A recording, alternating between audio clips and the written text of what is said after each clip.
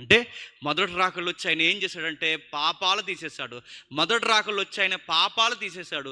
రెండవ రాకళ్ళు వస్తాడు, ఈ పాపానికి జీతమైన మరణాన్ని తీసేస్తాడు. మొదటి రాకడ క్రిస్మస్లో పాపం కొట్టేశాడు, రెండవ రాకడ జరగబోతుంది. అందుకే క్రిస్మస్ మొదటి రాకడ జ్ఞాపకం చేసుకున్న ప్రతి ఒక్కరి గుండెలు ఉండాల్సిందే చెప్పిన, త్వరలోనే రెండవ రాకడ ఉంది. ఇదే మన జ్ఞాపకం, ఇదే మన పితరులు మనకు నేర్పించినది. అంటే రెండవ రాకడలో ఏం చేస్తాడు, ఆయన తిరిగి లేపేస్తాడు. తిరిగి లేపుతాడనడానికి గ్యారంటీ ఏంటి? ప్రూఫ్ ఉండాలిగా, ఆధారం ఉండాలిగా. ఆయన తిరిగి లేపిస్తాడంటే మనుష్యుడు మనలా బతుకుతాడనడానికి ఆధారాలు ఏమున్నాయి?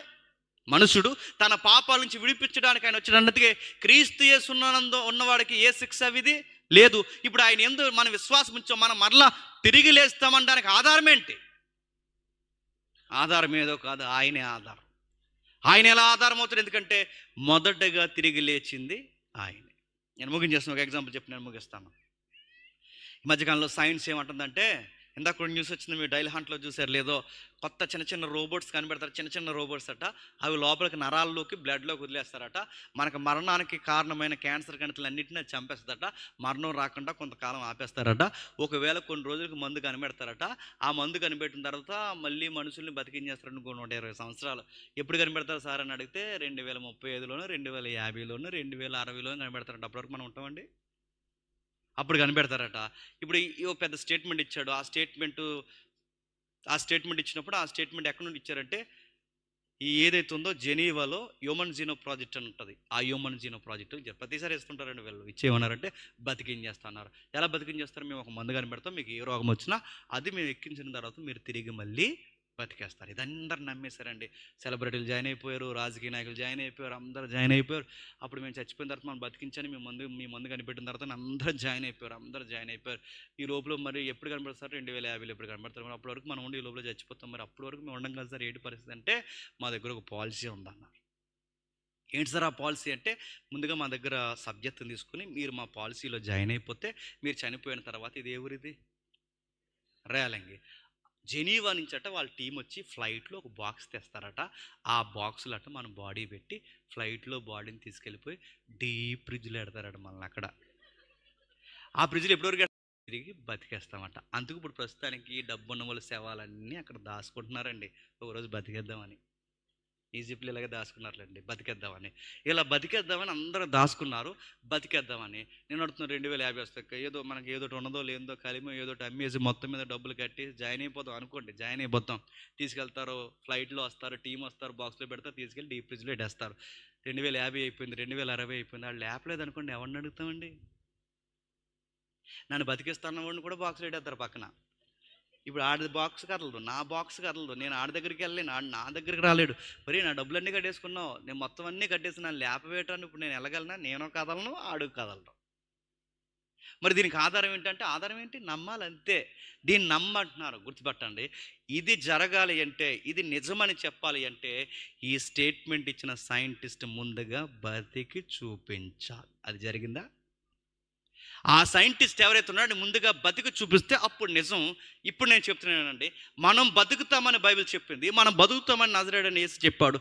ఈ నజరేయుడైన యేసు మనకు చెప్పాడు కనుక ఆయన ఏమన్నాడు? నా యందు విశ్వాసం ఉంచిన వారు మరణించినను తిరిగి లేచును. ఇక సైంటిస్ట్ చెప్పాడు నేను బతికేస్తాను, సైంటిస్ట్ ఇంకా లేగలేదు. ఇప్పుడు మనకు చెప్పిన ప్రభువైన యేసుక్రీస్తు వారు చెప్పినట్టుగానే తిరిగి లేచాడు. అందుకే నేను ముగించేస్తున్నాను.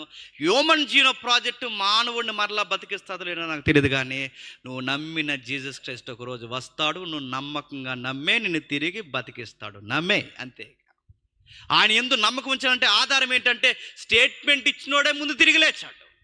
అందుకే ప్రపంచ సమాధులు అన్నీ ఫుల్ అయిపోయి ఉన్నాయి, ఒకే ఒక్క సమాధి చెప్పండి ఖాళీగా ఉంది. చరిత్రను ఎక్కిరిస్తూ ఈ రోజుకు ఉంది. అది ఎప్పటికీ నిజం చెప్తుంది. ఎక్కడి నుంచి వెళ్ళాడో ఇంకా ఆ ఒలీవ కొండ ఉంది, ఎక్కడ ఆయన జీవించాడు ఇంకా ఆ ఊరుంది, ఎక్కడ ఆయన్ని సమాధి చేశారో ఆ ఖాళీ సమాధి ఇంకా ఉంది. ఇన్ని సాక్ష్యాలు ఉన్నాయి. ఏం చెప్తుందంటే, ఏదైతే మనుషుల్ని పట్టి పీడిస్తుందో ఆ మరణాన్ని ఆయన ఓ రోజు ఆయన ఇరిసేశాడు. ఓ రోజు మనకి క్రిస్మస్ సందర్భ పాట కాదు కానీ ఒక పాట పాడతాం. ఆ పాట ఏంటో తెలుసా? సరాసరి సావు మీద పాడతాం ఆ పాట. ఆ పాట ఎలా ఉంటుంది? ఏ మరణమా, ఇక నువ్వు మమ్మల్ని ఏమి చేయలేవు, ఎందుకంటే మరణమా నీ ముల్లెక్కడ, మరణమా నీ విజయం ఎక్కడ, నువ్వు ఇంక మమ్మల్ని ఏం చేయలేదు, ఎందుకంటే నిన్ను విరిచేసిన మా ప్రభు మా దగ్గరకు వచ్చాడు, ఇప్పుడు మమ్మల్ని తిరిగి లేపాడు, ఇక నువ్వు మమ్మల్ని ఏమీ చేయలేవు. జ్ఞానులను చంపలేవు, మూర్ఖులను చంపలేవు, పసివారిని చంపలేవు, వృద్ధులను చంపలేవు, ధనికులను చంపలేవు, దరిద్రులను చంపలేవు, ఇక ఎవరిని ఏమీ చేయలేవు, మమ్మల్ని ఏమీ చేయలేవు, ఇక నీ సీన్ అయిపోయిందని శత్రువైన మరణం మీదే మనం పాట పాడతామంట. ఇదంతా ఎప్పుడు జరుగుతుందంటే మొదటి రాకడలో పాపం తీశాడు, రెండవ రాకడలో మనకి జరగబోయే సెలబ్రేషన్స్ ఇవే, గుర్తుపెట్టుకోండి.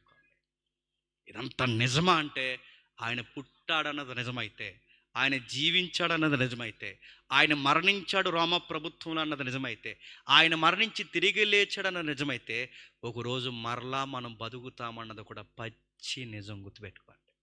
అందుకు యేసుక్రీస్తున్నాం. ఎందుకు వచ్చాడంటే మత్తయి అంటున్నాడు, తన ప్రజలను వారి పాపం నుండి విడిపించడానికి ఈ ప్రాజెక్ట్ మీద వచ్చాడు. ఇది చెబుతున్నాం మనం. మీ పండగ మేము వస్తాం, మా పండగకి మీరు రండి, మేము ఎట్టిన కేక్ తినండి, మీ ప్రసాదాలు మాకు ఇవ్వండి అన్నారు. ఇద్దరిని కలిపి డ్రైనేజీలు వేసేస్తాడు దేవుడు. ఏమనుకుంటున్నారు?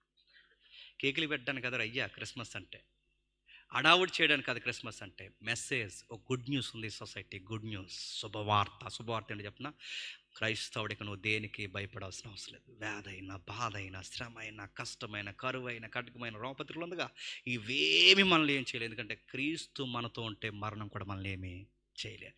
ప్రస్తుతానికి రెస్ట్లోకి వెళ్తాం వయసు అయిపోయి, ఒకరోజు మళ్ళీ తిరిగి. ఇది మన లెగసీ, ఇది మన హోప్, ఇది మనం ఎదురు చూస్తున్న విశ్వాసపు నిత్యత్వపు నేత్రాలు. దీని కొరకు కనిపెట్టండి. ఇప్పుడు మళ్ళీ మళ్ళీ డిసెంబర్లో పుడతాడు ఆయన వచ్చి, పుట్టుని నాకు పుట్టినరోజు చేయండి అన్నాడు ఆయన. పుట్టింది జ్ఞాపకం చేసుకుని, వచ్చేదాన్ని జ్ఞాపకం చేసుకుని, ఇక మళ్ళీ మళ్ళీ పుట్టడు, మళ్ళీ మళ్ళీ పుట్టడు, ఇక వచ్చే సమయానికి రాబోతున్నాడు. ఈ వచ్చే సమయం మొదటి రాకడ మనం జ్ఞాపకం చేస్తున్నామంటే రెండవ రాకడ ఉంది. ఆ వచ్చే సమయానికి ఎవరెవరు పాపాలు ఉన్నాయో, ఎవరెవరికి చీకటి ఉందో, ఎవరెవరికి ఇబ్బందులు ఉన్నావో, ఇవన్నీ క్రిస్మస్ కాంతుల్లో కడిగేసుకోవాలి. క్రీస్తుని నమ్ముకుని పూర్తిగా మారిపోవాలి. క్రిస్మస్కి మనలో రూపాంతరం చెందాలి. ఆ రూపాంతరం ఎప్పుడైతే వస్తుందో, ఆయన సరిగ్గా వచ్చే సమయానికి నమ్మకమైన దాసుడా వచ్చే అని తీసుకెళ్ళిపోవాలి. ఈసారి ఆయన వచ్చేటప్పుడు క్రిస్మస్కి వచ్చేయాలండి ఆయన. ఇంక పశువుల బాగలోకి రాడు, గుర్తుపెట్టుకోండి. సరిగ్గా ఈ క్రిస్మస్ టైంలో మంచి ఊపు సాంగ్లు కొడుతుంటారు కదండి, సందడి సందడి సందడిని కొడతారు. ఈ మధ్య వర్షిప్లో ఎక్స్ట్రీమ్ ఏంటి చెప్పిన, వర్షిప్లు ఏంటంటే మ్యూజిక్ లాస్ట్లో ఎక్కువ కూడా వేస్తున్నారు. ఆ వీడియో ఒకటి వచ్చింది, మీరు చూసారు లేదో, టక టక టక కొట్టేసి స్థుతి స్థుతి స్థుతి స్థుతి స్థుతి అని పాడి ఆయన అక్కడికి వెళ్ళి ఆయన కొట్టేమంటారు, అది ఇస్తాడు కొట్టేసుకోండి అని. అర్థమైందా లేదు? స్థుతి స్థుతి అంటే ఇది కాదు, ఎక్స్ట్రీమ్ మ్యూజిక్ కాదు. దేవుని బాగా విన్నాడు. ఆయన క్రిస్మస్ టైంకి వచ్చేసరికి గమనిస్తాడు ఎవరు ఎలా ఉన్నారో, ఎవరు ఏం చేస్తున్నారు, ఇవన్నీ చూస్తాడు.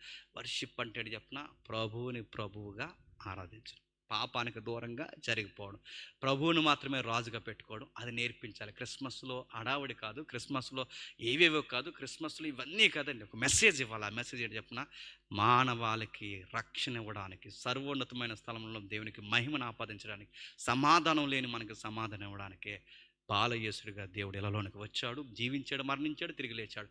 ఇక మళ్ళీ మళ్ళీ ఆయన పుట్టడు. ఇప్పుడు వచ్చేది ఏం చేస్తాడు తెలుసా? ఆ టైంలో ఇప్పుడు కొడుతున్నాగా, డ్రమ్ములు కొట్టం. ఆ రోజు ప్రకటన గ్రంథంలో ఉంది, రమ్ములు కొడతాం అంటారు. ఆ రమ్ములు కట్టే గడి ఆ పండగ దినాలు ఉండదు. ఆ రమ్ములు కట్టే గడి ఈ రోజు అయితే ఈ పండగ భక్తులందరూ ఏమైపోతారో గుర్తుపెట్టుకుని. అందుకే దేవుడిని దేవునిగా చూద్దాం, ఎందుకు పుట్టాడో తెలుసుకుందాం.